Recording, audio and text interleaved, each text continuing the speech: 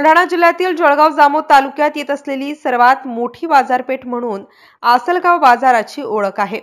या बाजारात जळगाव जामोद, संग्रामपूर, नांदुरा, मोताळा यासह मुक्ताईनगर तालुक्यातील व्यापारी मोठ्या प्रमाणात येतात।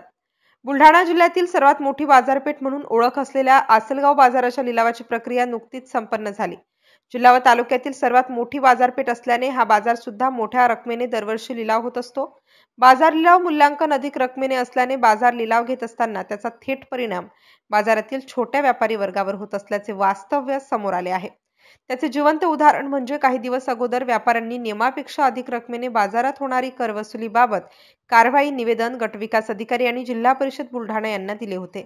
याचाच अर्थ लिलावामध्ये व्यापारी समोरच्या व्यक्तीला बाजार मिळू नये याकरिता अधिक रकमेने बाजार रक्कम बोलून बाजार लिलाव खरेदी करतात आणि आपली रक्कम वसुली करण्याकरिता नियमबाह्य अवाजवी रक्कम बाजारात विक्री करणाऱ्या छोट्या व्यापाऱ्याकडून वसूल करतात।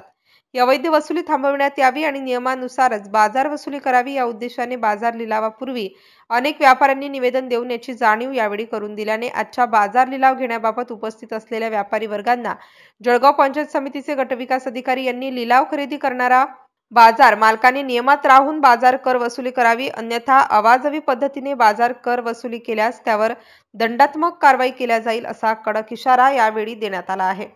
MCN न्यूज मराठी करिता संजय दांडगे, आसलगाव। आपण हराशी केली याची नियमावली म्हणजे नेमकी कोणची?